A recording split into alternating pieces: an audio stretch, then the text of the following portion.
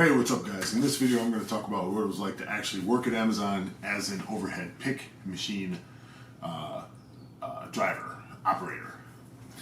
The overhead pick machine is a machine where it has a forklift behind you, and on that and what you do with that forklift is you put cages onto it. You push a cage onto the forklift so it locks in, and you drive around the facility and you pick items off of the shelves and you load them up in your cage behind you as organized as you want to, and you do that for 10 hours with 3 breaks. Now what is it like to do that? Well, here's what it's like from the moment you step foot onto from the moment you drive into the Amazon facility. Okay, you drive in, find your parking space, you walk in, you scan your badge. As soon as you walk in and scan your badge, you're on camera. And because it's COVID season, they are registering your temperature through your eyes and through heat scanners, and you scan your badge, and you always got to have your mask on. You can't have your coat on. You got to come in with just your t-shirt on, and you have a safety vest, and you're not supposed to be wearing any of that when you walk in. They want you just in your pants and your shirt, and have your coat over your arm so they can see that you're not concealing anything. They are very, very safety oriented, and Amazon, I will give them that because they're not union, and they want to make sure that everybody there is safe. There's one thing about Amazon I'll say is that they are super, super overkill about the safety there. So you walk in, you only are allowed to clock in 5 minutes before your scheduled shift. So if you work like me, I did the midnight shift. I started at 6 p.m. So 5:55, I clocked in. But in between that time, okay, I had to walk in, go and get my safety harness. Actually, hold on. Okay, this is what it was like every single time. You walk in, and this is a while since I worked at Amazon, but okay, so I'd walk in, I would go to the area where all the drivers are, and there's a big billboard there, and everybody's name is on a little name card, a little magnetized name card, like, you know, you have magnets you put on the refrigerator. Well, this big billboard had everybody's name on it, and what you were going to be and where you were going to be driving that night. So there's a bunch of different areas. They have a very narrow aisle, they have a regular aisle, they have a non-conventional section, which the non-conventional means that you're not picking up items that are like square, like in a box, you know, like this is a conventional shape. You know what I mean? Here. This is a conventional shape, right? I ordered this through Amazon. That's a conventional shape, but this right here, you can assemble, and it comes in a box, and it's a non-conventional shape because it's large, it's bulky, it may be packaged strange, and that's one of the heavy items that you would have at Amazon. So they pick the driver. The supervisors pick the drivers that perform however they perform, and they put them where they want them for the night, and they can change them around as they see fit. So you first come in, you look at the board, you find out where you are, you find your name, and your name is going to be upside down. You turn your name right side up so that they know that you're here. Then you go and you go to your vending machine and get your safety gloves, you get your box cutter, and you go and you put on your safety harness, and then you come back and you pick a scanner gun, or you can pick your scanner gun first, slap a battery in it, make sure your scanner gun's working, and you find an overhead pick machine to drive. So you go to your overhead pick machine to drive that you want to drive. You pick one of probably like 50 that are sitting there. If you're on time, if you're not on time, you may not have an overhead pick machine to drive right away. You may have to go to human resources and ask them to find you one, which is not good because you're losing time and you're not working. And even though they say that's cool, they count it against you because you're supposed to be working. You're supposed to be there on time. But anyway, you know, not everything. The world doesn't always work perfectly. But for the most part, you go and you find yourself your overhead pick machine of your choice, and you scan your badge into it, and you go through your checklist. And if your overhead pick machine is good to go, off you go. But the first thing I would always do is I would go and I would fill up fuel. And the overhead pick machines run on a alcohol. I believe it's what they run on. It's some sort of fuel that comes out of the tank, just like at the gas tanks. But there's a special hookup that you got to learn how to do. So you hook up your gas tank. Oh, here's the other thing. The phrase is look up and hook up. Okay, so you wear a safety harness, and the safety harness up at the top, it has a hook, and your OP machine has a hook that you hook into the back of it, so you make sure that you're hooked in for safety. And if they catch you without that safety hook on, you're going to get one warning. If they catch you again without it, you're fired. That's it. So you can't forget to look up and hook up. But nowadays over there, the safety harnesses that they have, they make a very annoying, ear-piercing, rattling sound and noise if you're not hooked up to them. So it's almost impossible to forget to be hooked up. But you got to make sure that your harness is clean and that your connections are clean, so that the alarm will sound off on your machine if you're not hooked up. Because really, you can fall out of the damn thing if you don't know how to drive it, or if you're new, and if you fall 40 feet down onto the ground and get hit by another machine, it's a wrap. I mean, you're going to get hurt if you fall out of the machine. So safety is priority. There's a lot of safety stuff with the OP machine, but that's for a completely different topic. What it was like, right? So I get my gas and I look at my scanner machine. Now, here's the thing. They have a rate that they want you to work at according to your ability level. When you're 1 month in, they don't expect you to be that fast and accurate and that good. Okay, so they want you to be able to pick about 15 items every hour. 15 items, you say? That doesn't sound like much. Well, the place is set up like the warehouse is set up like a little city. Okay, so you're going to drive around this warehouse, and it's like the rules of the road. There's one ways, there's two ways, there's aisles you cannot go down. They have aisles closed off. You can't back up down an aisle. You always have to go forward. You cannot back that machine up except in specific places. And there's people watching you on camera. So if they catch you breaking the rules, you're going to get called to your manager desk, and you're going to get talked to, you're going to get written up, then you're going to get fired. So you just don't want that anyway. And trust me, they know that you're new. They're giving you time. Your job is to just make sure that you can drive the thing, and over time the skill comes. You know, it's very frustrating though, because once you start getting good, there's always new drivers that you have to account for, but you can't get mad at them. You can't get mad at them.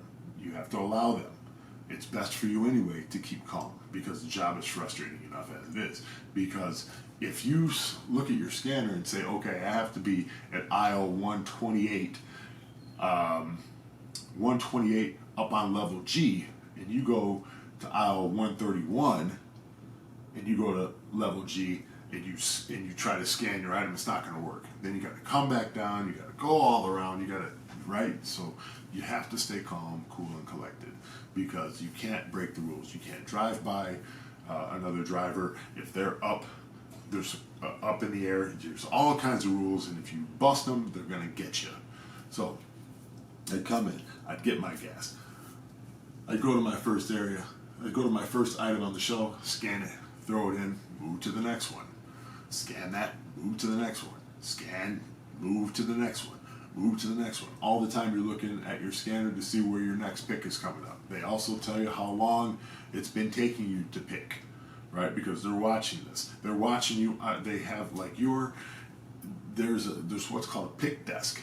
Okay, there's a desk, a great big desk that's sectioned off into 3 areas, and you have 4 or 5, maybe sometimes 6 managers there that are watching all kinds of data, right? They're helping people figure out how to find things. They're helping people figure out why they made a mistake. They're helping people calm down if they're pissed off at each other. They're calling people to have them go get training during the middle of the shift, because when you're driving, sometimes they're going to have you stop what you're doing and go to a specific area to get trained on something, to be reminded about how to do some things. They're going to have videos that they want you to watch for safety.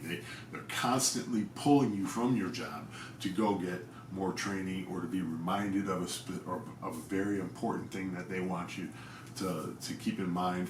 And they account for all this stuff when they have to pull you. It doesn't count against you, right? But here's the thing. You see this little book right here? I used to carry a little book like this and a pen and a couple, 2, 3 pens. And every time something strange would happen, every time they pulled me from my job, I'd write that down. I'd write the incident down, what time it happened.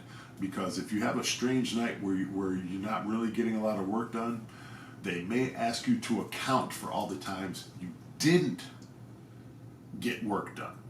And the first time it happened to me, I was like, well, it's 4 o'clock in the morning. You want me to remember what happened at 10:27 earlier this evening to the exact letter? And they're like, yes. And you're like, well, how am I supposed to do that? And they said, do you have a notebook on you? Are you writing these things down when strange stuff happens? I said, no. And they said, well, that's the first thing you do. Second, know that we're not here to screw you over. We're just keeping track of how you do it. We don't know if you're hurt. We don't know if there's some sort of incident happening. We don't know why your production is slowed down, but we want to know why production has slowed down. It may be for good reason, it may be for a bad reason. We don't know. That's part of our job as manager. And so if you can accept that you need to keep a little booklet on you to cover your ass, then keep that booklet on you, keep that pen, keep 2 or 3 pens, make sure that you don't screw that up, because you're going to get called to the pick desk sooner or later to account for your evening. So it would behoove you, that's an old-timey word, I know, it would be in your best interest, it would be best for you if you kept one of these and you just wrote down, you took the time to stop what you're doing and write down 10:30 p.m. overhead pick machine number 42 was stopped because it broke down, and I had to wait for 15 minutes for them to get it running. Boom. 1:47 to 1:55. I had to stop because there was something in my way, and an emergency driver had to come and clear the aisle for me. All these different things, right? Or 3 o'clock in the morning, somebody started screaming obscenities at me, stopped their OP, and decided to cuss me out. 4:25 in the morning, I decided I was going to cuss somebody out because I was stressed. X and X time, I couldn't find what was on the shelf. I had to have a quality specialist come out and find it for me.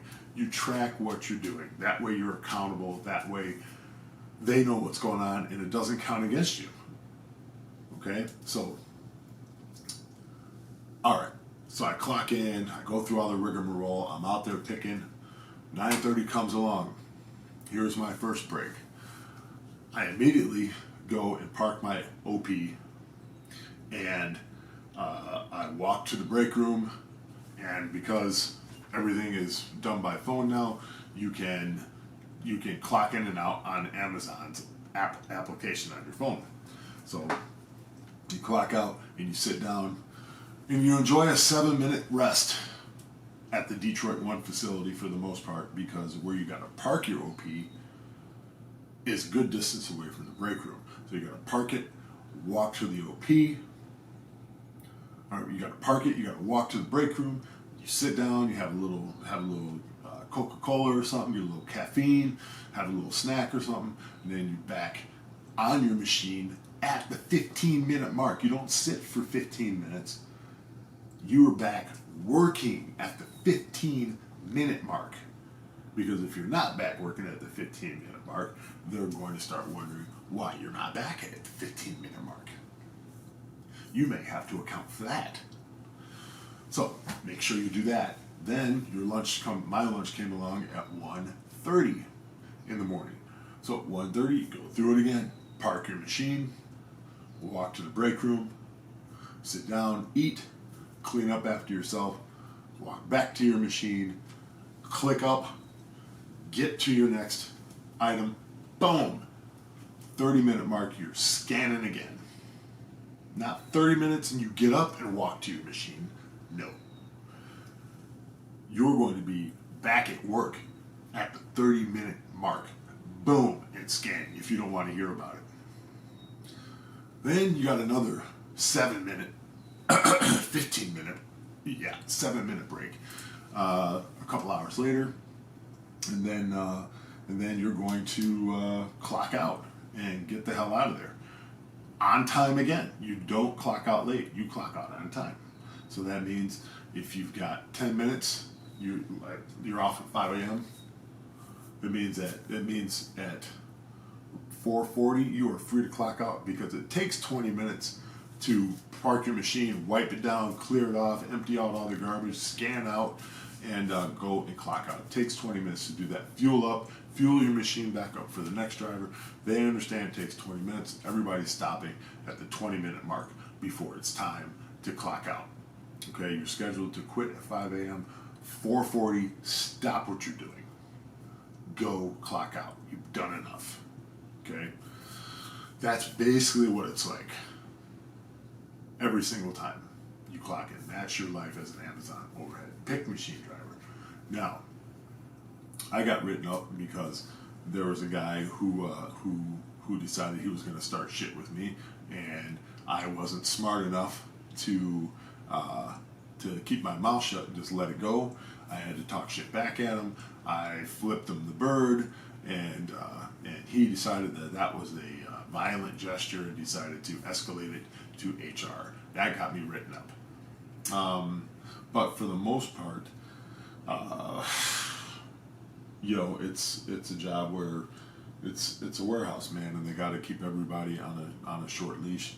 And if you like being on a short leash and you like busting your ass like that and having everybody account for your every waking second every time you work, feel free, man, because I don't know when the raises actually come. I think they hire you in at a certain rate, and that's where you stay.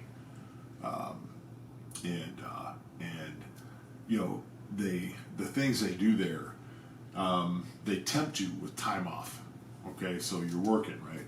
And the first hour in, they say, up on your scanner screen, it'll say, there's voluntary time off, VTO.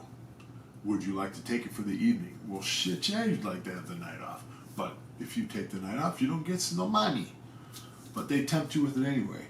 So I always passed up on the voluntary time off. I wanted to make a paycheck, man. But they offer you that a lot, and sometimes people need that, Sometimes somebody might be feeling sick, or there might be a parent that needs to get home. I always would leave it alone for the people who really, really would need the time off, because I really needed the money. Let's see. I don't know if there's anything you want to ask me in the comments section. Feel free. As an OP driver, I can tell you anything you need to know. Anything if you're thinking about doing that job. You asked me. I've done it. I did it long enough before I got laid off, and I could tell you anything about that position that you possibly want to know, how to survive it, how to pick at the fastest rate. I can tell you how to do it. If you're going to be working at Amazon, feel free. I may not get back to you immediately, but I'll be watching now since I'm posting this video.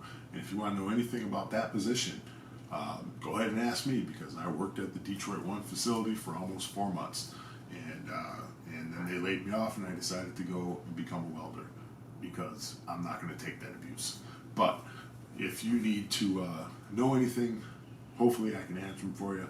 I might surprise you. Feel free, leave me a comment. Until then, I hope this video was informative. If you're going to be working at Amazon, just know that they're going to watch you every waking second and you need to comply. Okay? Got that? Good. Later.